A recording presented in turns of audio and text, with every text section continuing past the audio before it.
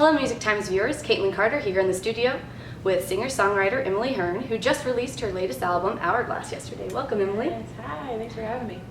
So for our viewers who don't know so much about your career so far, can you tell us a little bit about how you got into music and kind of how you got to where you are now? Yeah, of course. I actually went to college not really knowing that I wanted to pursue music as a career. I was going to study journalism. So, yeah. That's what I studied. Yeah.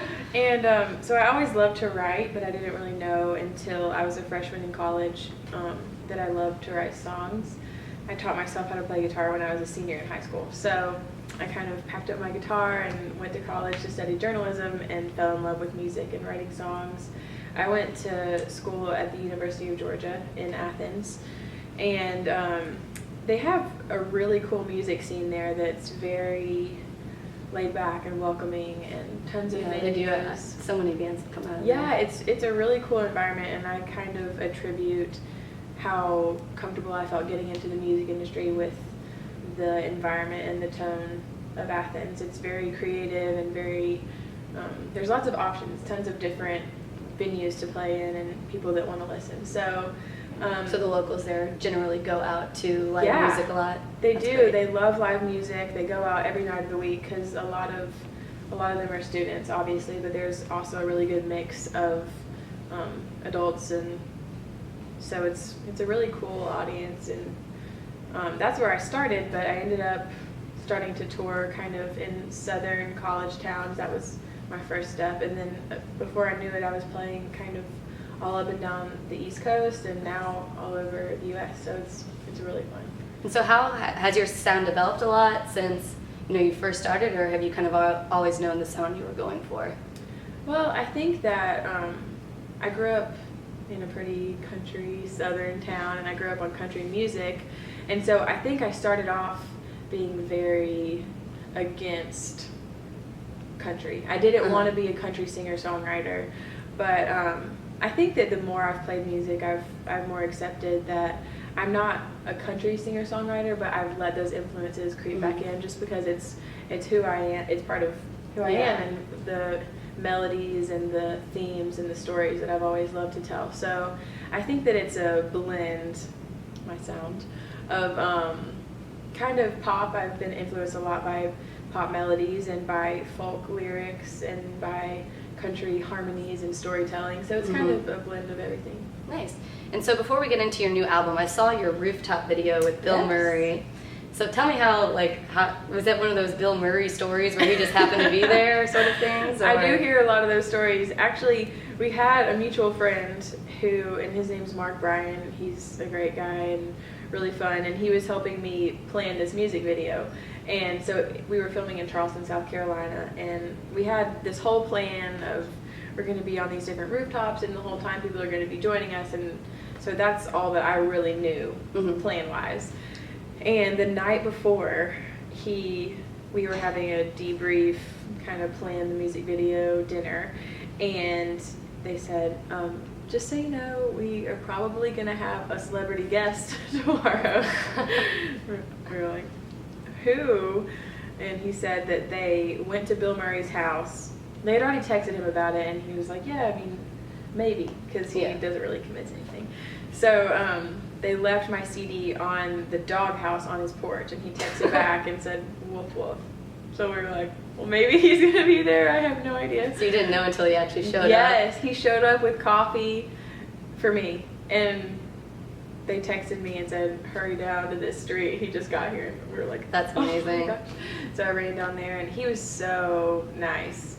You expect him to be funny, which he was, but he was incredibly nice and fun to hang out with, and he kept saying over and over again, because when you're filming a music video, you'll sing along with the track so that you're matching up your lips to the right tempo and everything. And so I was singing out loud, kind of playing along with it, and he was like, you sound exactly like your CD. He was saying all these things like auto-tune. Yeah, so it was really fun. And he actually, 6 months later, I was playing a show in Charleston, and Rooftop was the last song on our set list, and he came out of kind of the back corner and walked into the center of the room at the show and started pretending to play drums.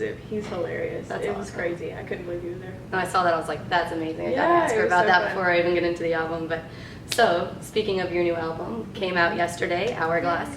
Can you tell me a little bit about, what was inspiring you around that time? I mean, any books, other artists, life experiences, kind of what informed the album?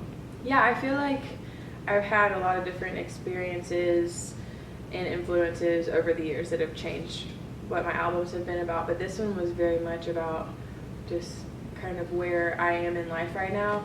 I tour a lot with my husband Michael, and so we were on a really busy tour and knew that we needed to be writing for an album because we wanted to put out a new one, and you have to plan pretty far ahead. Yeah. We worked for over a year on the writing, recording, and all the processes of this album, so we knew that we had to write while we were on tour, and we were in all these different places and feeling all these different things, and so we just started writing, and the first song that came out that I really felt like I knew it should be on the album, and I knew that it was going to be a direction changer, was The Oak Tree. Oh, that's like one of my favorite songs on there. I'm so glad Love you that. like it. Yeah, so that one, it's a lot of it. I guess originally was inspired by the feelings that you get when you start to notice that your grandparents and parents are getting older. It's a very surreal feeling of watching your mentors and the people who've been Shaped you. growing and changing and becoming more fragile. So it started off about that, but it kind of shifted into a song all about growing up and trying to figure out where to go next. And then after that, we started kind of finding a theme in Time. growing up and yeah. time and that kind of thing. So we're really happy with how it turned out. We're excited. Yeah, it sounds about awesome. I loved it. So I guess you have a tour coming up, kind of in what, like the 18th, does it say? Yes. And so I guess what is your live show like, and kind of what do you have planned for the tour, and any cities in particular that you're excited to, be maybe visiting for the first time? Yes. Actually, we're going to a lot of places for the first time. This will be my first trip to Seattle and Portland, and I'm really excited about Seattle because I've always loved the city and wanted to visit, but I've recently gotten really into Grey's Anatomy, and so I feel like I want to experience the city for myself. But yeah, basically we're opening up a tour for Tyrone Wells, so it's a less, normally we might play a full band show, but this will be more of a broken down, just me and my husband Michael, and I'm playing electric guitar, he's playing piano, we'll have some percussion, it'll be kind of a Minimalist. yeah, and really fun. It's Easier a to fun tour setup with, for at us. least. Yeah, we're actually packed up into a Prius. Everything we own is basically in the back of our car, and we're driving the whole tour. So we drove here yesterday. We'll head up to Baltimore for another show before the tour starts, and then the tour actually starts in San Francisco on the 18th. Nice. So we'll drive there. Yeah, you got a busy kind of schedule ahead of you.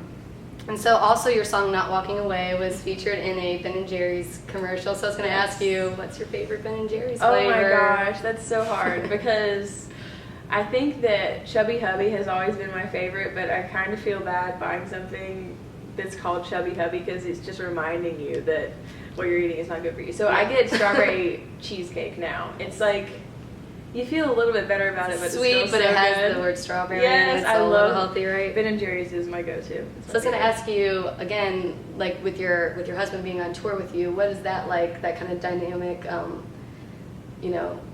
traveling together, touring together, being with each other all the time. Is that do you guys get sick of each other? I don't know.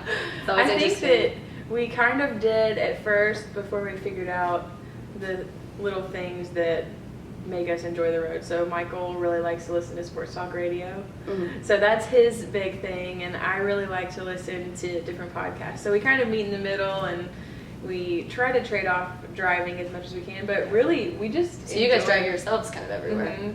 And we just kind of enjoy spending a lot of time together. At least it's not just one of you and he's Yes, back home I know. waiting for you to get home from tour. Totally. So that's nice. And then your music's also licensed on a lot of TV shows. I was going to ask what your favorite placement has been. That is so tough. I think that recently, maybe it's my favorite because it's the most recent, but I was recently on an episode of Switched at Birth So I think that's my favorite. Nice. And you funded this through Kickstarter, right? And so I know there was a house show and then a double date. Have you gone on any of those? Yeah, we did the double date, and it was pretty funny because we actually didn't know the couple to begin with, and we took them. The whole deal about the double date is we'll take you out to dinner and catch up and dessert and basically wine and dine you in Athens. And so we went to our favorite restaurant in Athens, which is called The Last Resort, and they ended up paying for our meal and taking us out again the next week and the next week, and we've been kind of double dating. Yeah, we've become friends. It's really cool. Nice. And so you've reached obviously a bunch of milestones, especially with all the placements you've been getting and having such a massive tour that you're about to embark on. What are some milestones that have been really personal for you that you've been really excited to reach, and then also what are you still kind of struggling with or excited to do in the future? Yeah, this is probably our biggest tour that we've ever been on. We're going to be playing places that we've never played before in really cool rooms, so I feel like this is a big accomplishment and we're really excited about it. It's just going to be a fun road trip because we're driving the whole thing, so that'll be at least it's starting to be the spring and you're not trying to do it in the winter. Oh my goodness, we've toured in so many winters and there's nothing. It's bad.